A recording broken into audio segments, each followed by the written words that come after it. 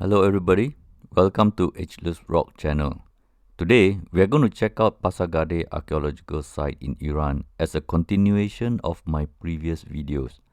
I did a video on Tomb of Cyrus the Great, Tomb of Cambyses I, and Tal-e-Tak Wall.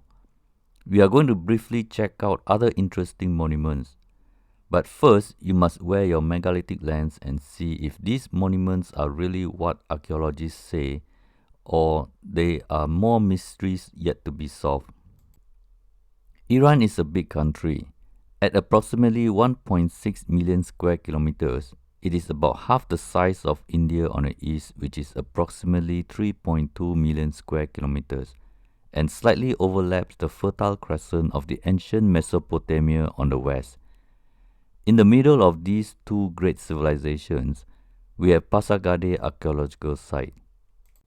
Today, we are going to check out several monuments you can find from Google Maps. Archaeologists have their versions, but they change over time and their confidence is not 100% rock solid.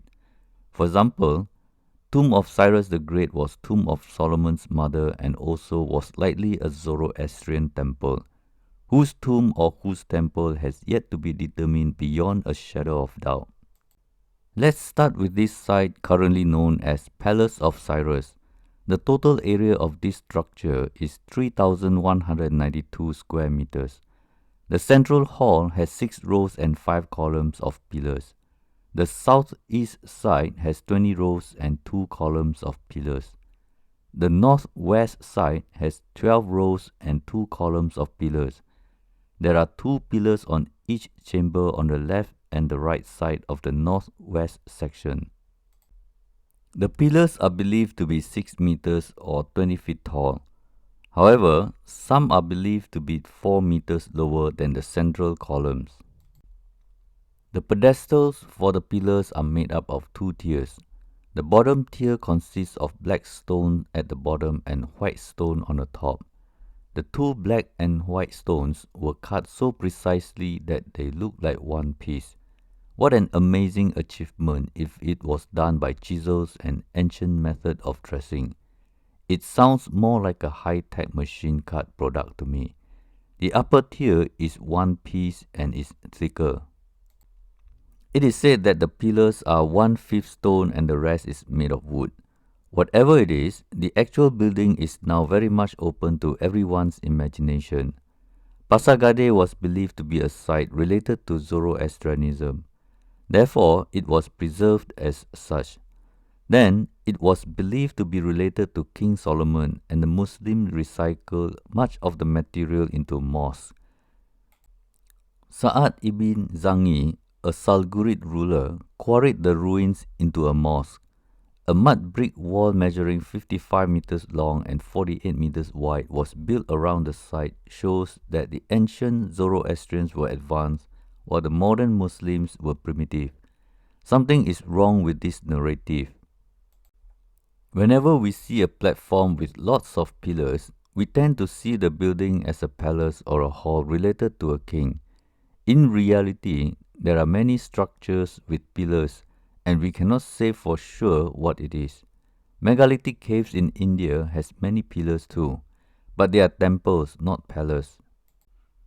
There are many megalithic structures around the world with lots of pillars. Swami Temple in India, Tula de Allende in Mexico, and Baalbek in Lebanon are some of the structures. Megalithic culture has left behind mega structures around the world to be recycled according to our imagination. To the northeast of Cyrus Palace, there are 2 interesting monuments lacking in interest from tourists because they don't seem like interesting objects to most people. They are called fire altars. This photo shows a monument known as Sacred Stairs. It has 9 steps leading to the top of another block of stone which is hollowed out. It is a square block measuring 2.5 meters on all sides and is 2 meters tall.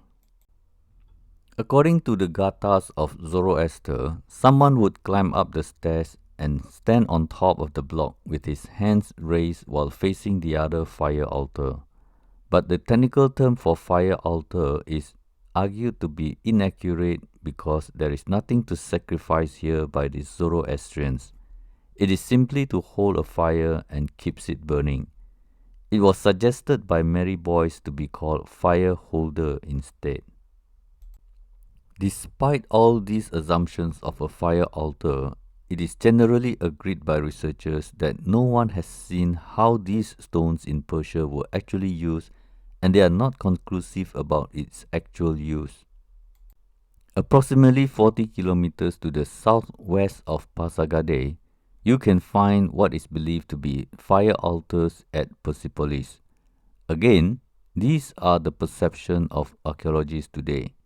It might change in the future because it looks like plinths for pillars. Maybe it might be a gazebo of a king in the future. I think the assumption that this was a fire altar needs to be revisited. If this is in India, it would have been an unfinished pedestal for a linga. If this is in China, it would have been a pedestal for Buddha statue. If this is in Peru, it might be a sacrificial temple for the Incas. Another interesting site is known as Gateway Palace, also known as Gate R. It is inside a mud brick wall measuring 26.4 meters long by 22.6 meters wide. At this point, I'm already feeling suspicious about the original ancient builders. It is believed to be the gateway to the famous Gate of Circes in Persepolis. There are 2 columns in 4 rows of square structures which is believed to be the pedestal for pillars. If that is true, the pillars are believed to be 16 meters tall.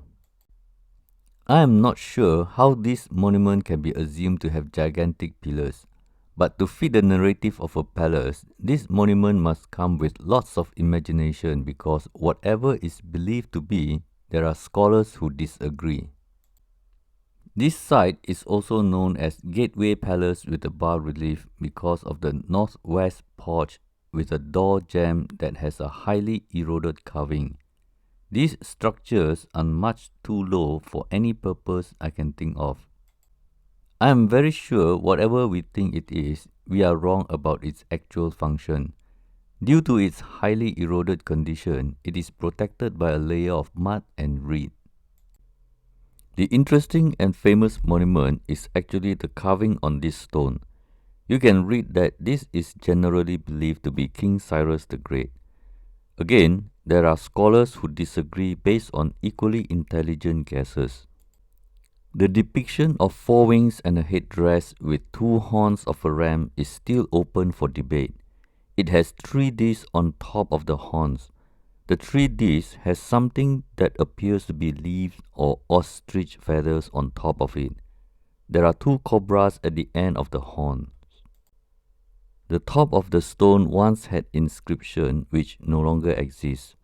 Based on old drawings, the cuneiform writing says, "I am King Cyrus the Achaemenid." With that, scholars say this carving is a depiction of King Cyrus. Some argue that it has Egyptian origin due to minor similarity to god Horus. An Indian scholar by the name Maulana Azad said it is the depiction of Zulkarnain, a great conqueror mentioned in the Quran. This shows that we still do not know with 100% certainty who is depicted on this limestone. Another interesting subject about this stone is the petroglyphs on the front and the right side. It shows a camel with 2 humps and has other 4-legged animals. There is one which looks like a man on a horse. It is below the 4-winged man. They don't look like they were done by Persians who roamed around many centuries later. I will call this a mystery for now. So, looks like even this simple limestone pillar is not as simple as we think. So much work done in ancient times, but all we have is so much ruin and so many questions we cannot answer in our lifetime. About 150 meters northwest of Gateway Palace, you can see the Audience Palace. It has the one and only pillar still standing tall, defying both natural and man-made destruction. Much of the material was recycled into Salgurid Mosque in the 13th century. However, in 1972, the mosque was demolished and the pillars managed to find its way back, with mostly lying on the ground. This event in Persian history, where megalithic blocks were made 2500 years ago, only to be recycled into a mosque almost 1000 years later, shows that making anything from bedrock is extremely difficult. If Persians can do this 2500 years ago, they could have made mosques all over Iran after they became Muslims. Population growth and better tools would have made it easier to make anything megalithic. Anyway, here you get to see a pillar with inscription that says, "I am King Cyrus the Achaemenid." It looks like there is a lot of words for such a short sentence. That is because it is written in 3 languages. The first 2 lines are in Old Persian, the middle is Elamite, and the bottom line is in Akkadian language. It was believed to have been carved during Cyrus the Great period, but researchers say it would have been impossible for Cyrus to complete his palaces during his reign. So the person responsible for this inscription is believed to have been Darius I. I believe this megalithic site was recycled by Zoroastrians and Muslims, and the original builders remain elusive. One of the pillars has intriguing petroglyphs on the side. It looks like something you would find in a cave where hunter-gatherers would scribble images on the wall. It has anthropomorphic and geometric forms.